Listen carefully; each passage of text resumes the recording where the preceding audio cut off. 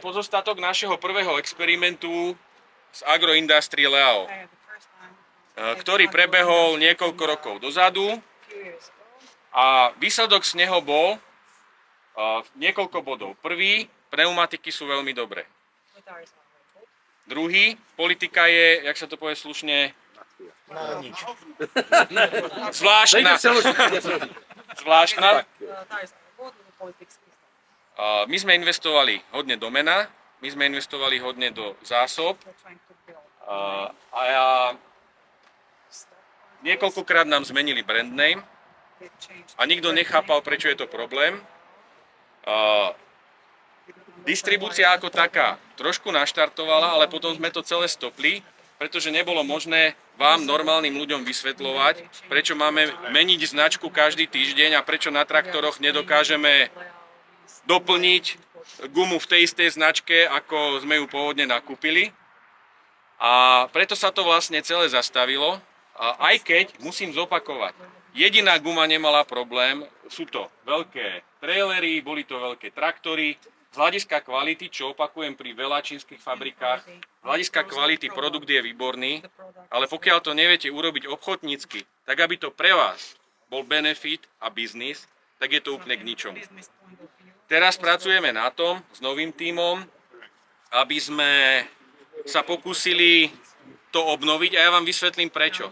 Pretože Zrenjanin fabrika v Srbsku začína budovať Agroindustrie linku. A vrátim sa k tomu, čo som hovoril tam. Pokiaľ nebudeme mať... Povedzte mi, kto dneska v Európe robí agroindustrii pre európsky trh. Vyrába, nie predáva. Preto sa ja snažím, a teda aj s kolegyňami sme sa dohodli, že to sa pokúsime urobiť po našom a po inom, aby tá výroba a benefity a tá kvalita tej produkcie bola nejakým, nie možno záložným, už to začína byť ani nie záložný, ale paralelný plán, aby jednoducho kvalitný tovar v dostatočnom sortimente, čo je ďalší problém, oni majú sortiment, veľa fabrík má menší, aby sme v dostatočnom čase a v dostatočnom množstve dokázali pre vás dostať pneumatika, keby sa niečo dialo a čo už sa deje, pretože ja už dneska, neviem či viete, ale už dneska treba sa pripraviť na to, že kontajnery idú hore, že kontajnery nebudú, že výrobári nemajú suroviny, že jak vystrelí ropa, tak do 3 mesiacov čakajte, že to bude celkom sranda. A na toto všetko treba vlastne myslieť už teraz.